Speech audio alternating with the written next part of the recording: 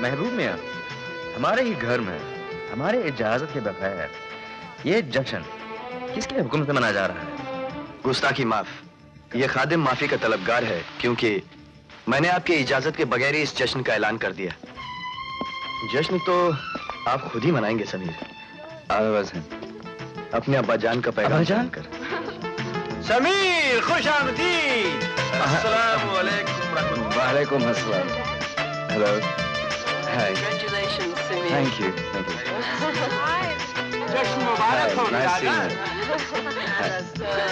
वालेकुम अस्सलाम, वालेकुम अस्सलाम।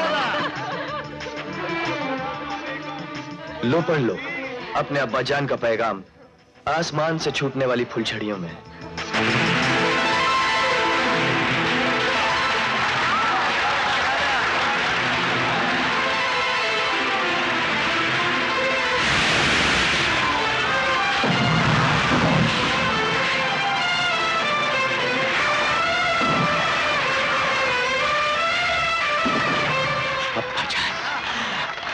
अपने अब्बाजान की ख्वाहिश को तो आपने आसमान में लिखा हुआ पढ़ा, अब हमारे शहंशाह की ख्वाहिश को अपने मुकद्दर में लिखा हुआ पढ़ लीजिए। शहंशाह की ख्वाहिश? शहंशाह ने शहजादी यास्मीन का निकाह आपके साथ करने का फैसला किया है।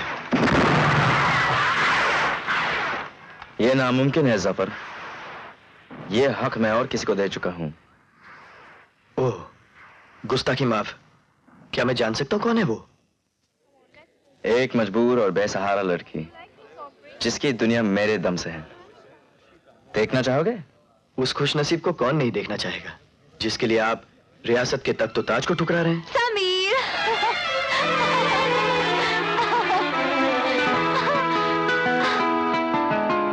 अल्लाह, अब्बाजान से मिलने की खबर मुबारक हो। मेरी बहन के लिए सल्तनत के तख्त ताज को ठुकराकर मुझ पर बहुत बड़ा एहसान किया आपने समीर। जरीना और तुम्हारी बहन?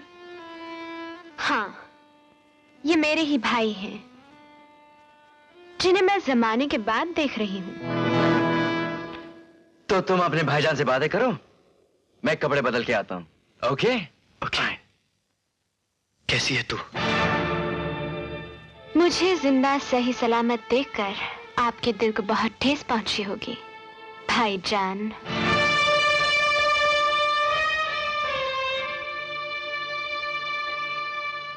कैसी बातें करती तू जरीना? तेरी ही खातिर तो मेरी जिंदगी शाकिर की गुलामी में कट रही है। और मेरी जिंदगी तुम्हारे शाकिर की वजह से तबाह बर्बाद हो जाती। अगर समीर न होते तो जरीना लुट चुकी होती, मर चुकी होती। तुम्हारी कसम जरीना, मुझे तो हर पल शाकिर के प्यादे ये खबर देते रहे कि तुम बहुत खुश हो और तालीम की सीढ़ियां चढ़ती चली जा रही हो। लेकिन मुझे क्या खबर थी कि उस सालिम ने मुझे ही धोखे में रखा हुआ है। झूठ बोलते हैं आप। मैं सच कह रहा हूं।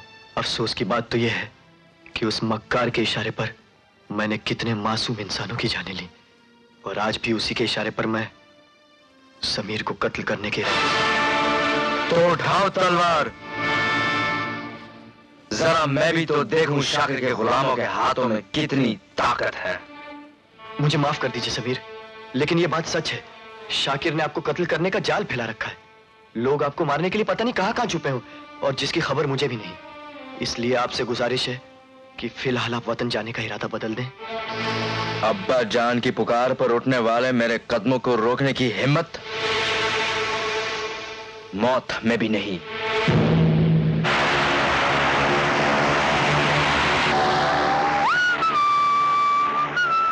हे!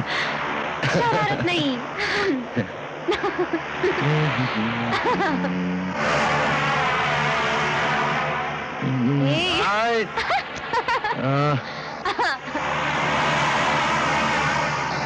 Hello, hello Sameer. Hello hello Zafar. Sameer, अभी अभी इत्तला मिली है कि तुम्हारे जहाज में बम रखा हुआ है, और जैसे तुम लैंड करोगे ये बम फट जाएगा। समीर, अब हम क्या करें?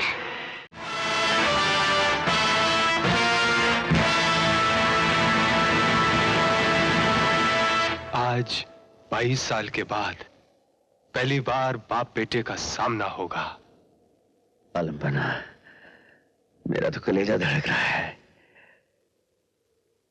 आपको लगता है समीर मुझे पहचान लेगा? आज दिल की वादी में खून के कतरों की गूंज उठेगी और हर कतरा पुकार पुकार कर कहेगा, समीर ये तेरे वालिद हैं, जा इनके सीने से लग जा। आलम पना, खबर आई है, समीर पैराशूट से रेगिस्तान में उतर रहे हैं।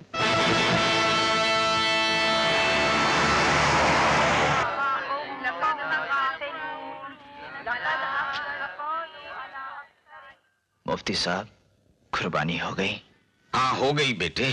आपने अल्लाह की राह पर 2 ऊंट कुर्बान करने को कहा, मैंने 20 कर डाले। आपने 5 भेड़ें कुर्बान करने को कहा, मैंने 50 भेड़ें कुर्बान कर डाली। मगर नतीजा क्या निकला?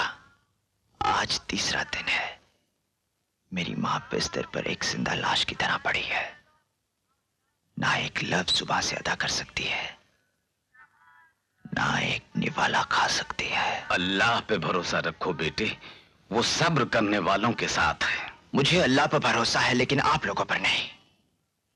आपकी दुआएं दिल से नहीं जुबान से निकल रही हैं, और इसीलिए उसकी बारगाह में आपकी आवाज नहीं पहुंच रही। मुफ्ती साहब, अगर मेरी मां को खुदा ना खास्ता कुछ हो गया तो मैं एक भी आलिम, एक भी मुफ्ती, एक भी मौलवी को जिंदा नहीं छोड़ूंगा,